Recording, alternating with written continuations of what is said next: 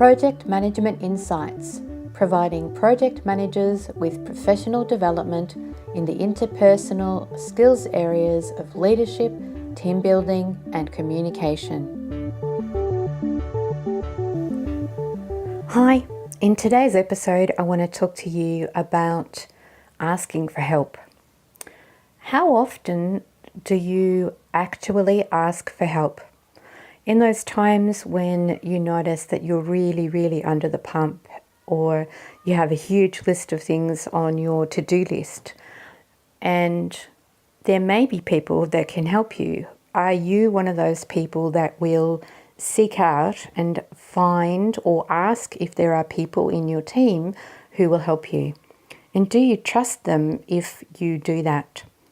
What I've noticed for me is that there are times when I would prefer to feel totally under pressure, work 10 hours a day in order to complete a list of things rather than ask for help, because in my mind, no one was going to do it as good as I did.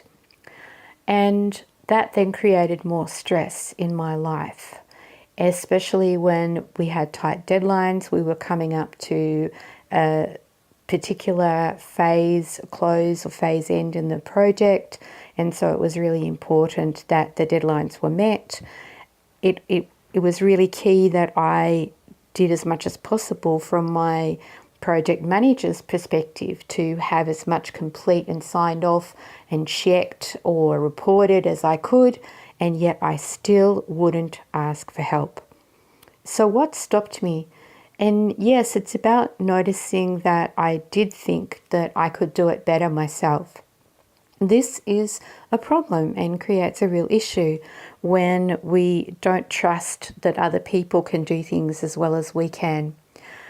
It's about having a sense of superiority, a sense of I'm the only one that can do it, or I'm the only one that can do it right, and not allowing others to make a mistake. Because oftentimes we don't like mistakes being made. We get very critical of people when they make mistakes, and we then believe that it only creates more problem for us. What I've noticed though is that if I ask in the right way, ask people for their help in the right way, there will always be someone that has the skills or knowledge, or that knows of someone with the skills and the knowledge that I'm looking for to be able to help me. And I think this here is the key. It's about asking the right question. So openly putting it out there. Is there someone that you know that does data entry work, as an example? Or is there someone that you know that can support me with creating some communication material? Is there someone out there that can help me pull together my weekly reports? Is there someone out there? And again, it's a matter of asking the right question. So how can you ask the right question to get some help so that you are not doing things all on your own? Now, the other thing here is, when you ask for help, do you ask for it in a way that has people not want to help you? And this is something that I've also noticed. If I go in with an attitude that they're not going to be able to help me, then they notice this and they're less willing to want to help me. Whereas what I've found is when I go in and ask some simple questions, and sometimes it's about saying, I don't know. So being willing to share that you don't know, you don't have knowledge, you don't have the specific skills or understanding in relation to a particular thing, and then those other people might be more than willing to share their knowledge with you, to support you in gaining more information or understanding of something, and this in itself is going to help you to get a job or a task done. Prime example for me was when I would go to my IT architects and I would say to them, can you explain to me how this works? Or can you explain to me why we're not doing something that way? It then made it simpler for me to be able to put a case forward in terms of an email that I was sending to require extra resources, or to gain additional funding, or to gain additional support from managers managing teams of people. But by me having a different level of knowledge or an increased level of knowledge, by getting their help to gain that knowledge, it made my job easier in getting what it was that I actually wanted. So it made asking for, putting in a request for the resources a lot simpler and easier. I was clearer in what it was that I wanted, and I could articulate why I needed what I needed, and what were the important aspects of it that a manager or an approver is going to understand. So what sorts of information can you gather to make your life easier, to mean that you then don't, you're gaining support to make the whole process of what you're doing easier, so then you don't have to do it on your own. And sometimes it's about doing it on your own in a simpler and easier way. So how can you make your life easy? What information do you need? Who has that information? And how can you glean it? Again, it's about opening your eyes and being willing to ask those questions. I've often been in a space in a large organisation of not knowing who has those skills or those abilities or that piece of information that's missing, that's going to make the difference between us being able to meet a deadline or not. I'm not sure whether I've spoken to you before about what I call my bumper to bumper effect. I had a particular project that I was managing in which I'd been told something couldn't happen. And I was told that no, it couldn't happen. There's no way this could happen to meet my particular deadline. And the deadline was crucial in relation to system changeover for the call centre, particular legislative requirements that were coming in. So it was a really critical thing that the deadline was met. And so the first person said to me, no, we can't do that. And I asked the question, why not? And he said, oh, because this would need to happen, or this and this would need to happen. So I went away and then I said, well, okay, who needs to? And I, if I remember rightly, I even asked him, well, how would I make that happen? And he said, oh, well, you'd need to go and speak to Joe. So I went to Joe and I explained my situation to Joe. I said, I have this project. This is the importance and the significance of it. And I explained what it was in relation to. And then I said, and I've been told that in order to deliver my project on this particular day, I need this thing to happen. And I'm being told that can't happen unless this and this happens. Could you help me do that?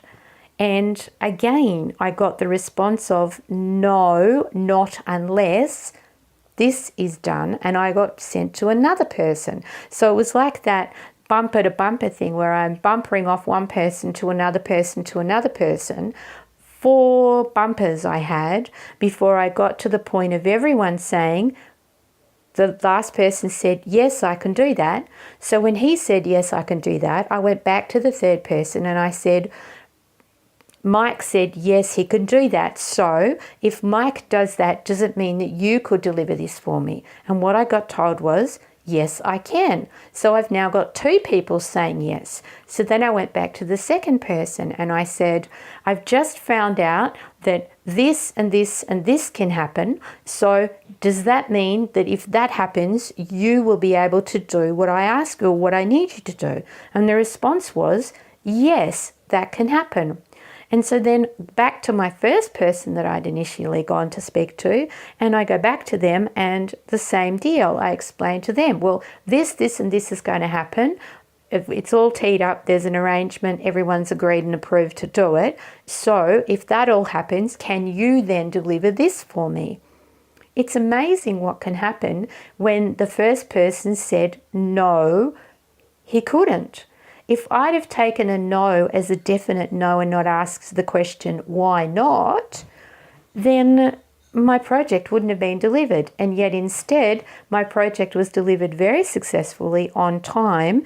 And I had a very, very happy customer, all because I asked the question, well, what would you need to do it? What would you need to deliver it for me? So again, I didn't think that it was only my place to deliver without talking to other people, without bringing other people on board, without asking those questions, without gaining more information, without gaining the support of other people. So sometimes it's really, really valuable not taking no for an answer. And I don't mean to beat the person around the head and get aggressive with them. I mean to simply ask the question, well, why not? What would you need in order to be able to help me to deliver at this particular time, on this particular day, in this particular way? And you might be surprised at the answers you get back. And again, if you get a no from one person and then that person says, well, this is what I need, well, go to that second person and ask them if it's possible, because you never know what is possible until you ask the questions. Don't believe that you are the only person that needs to take responsibility for this. You also have, in the perfect world, the support of your sponsor and the support of your project control board. I've also been in the space of feeling as though, or believing that something wasn't going to be delivered, and I've gone to one of my project control board members and explained, this is a situation, this is what's happening, I'm being told that this won't happen or this can't be delivered, can you help me? And most of the time, they've been able to go and take the initiative to go to other team members, other senior members in the executive, and get the support to have more staff, a different type of skill set, whatever it is that I've needed, added to my project for a very short time frame in order to deliver. So go and ask for help. It's the best thing that you can do in order to get your project delivered on time and on budget and to the scope that you require. Don't be afraid to ask. Till next time. Thank you for listening to this Project Management Insights podcast. Be sure to visit projectmanagementinsight.com and sign up for our monthly newsletter or to receive updates on upcoming training.